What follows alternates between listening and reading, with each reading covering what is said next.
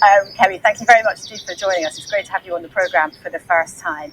If people are watching this morning, why should they care about the deal that you've just done? They should care about the deal. It's quite a momentous occasion, and we're all here so proud, so excited. It's been 5 years since the idea to join CPTPP, as we call it, first started, and now we have signed the agreement.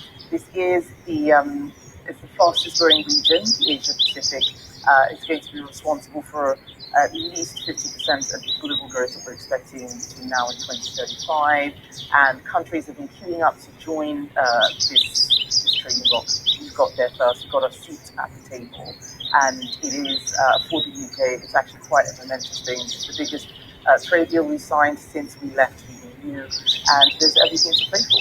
But the government's own assessment says that it'll only add 0.08% to GDP. I mean, are viewers really going to feel any difference as a result of this? They will if they use it. And the assessment that we made was a scoping assessment.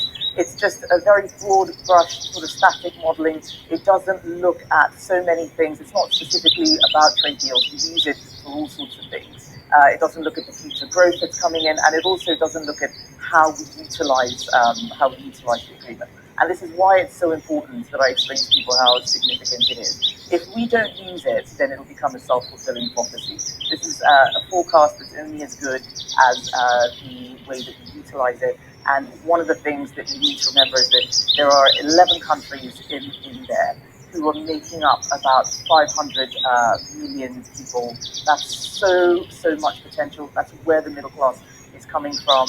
You look at the countries that are queuing up. The US was going to join until they had a change of administration. They're not doing free trade agreements anymore, but we are.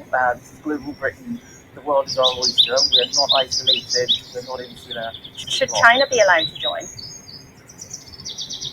Well, this is one of the things that we've been discussing. So we finally had our seat at the table, one of the 12 countries, talking about the principles for accession. And what the bloc is doing is making sure that it's the countries that meet the high standards of the CPTPP that will be allowed to join. So that's something that needs to be assessed. Does a country meet the high standards? Is it ready? Does it keep its commitment, its trading commitments, whether at the WTO or elsewhere? But some of your colleagues want you to be explicit and veto China. Sorry, Laura, just a moment, Laura.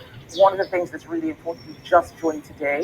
When you join the club, the very first thing you don't do is tell the other club members who should be or shouldn't be allowed to join. That's how we're going to make use of it. It's going to be significant. And yes, being the first at the table means that we will have an influence. But I'm not going to go into any specific country's merit. That's for all of us to do as a consensus. It's worth our viewers knowing that some prominent Conservatives like Liz Truss think that you should make clear that China would not be allowed to join in the future, but I hear you're not going to get into that this morning.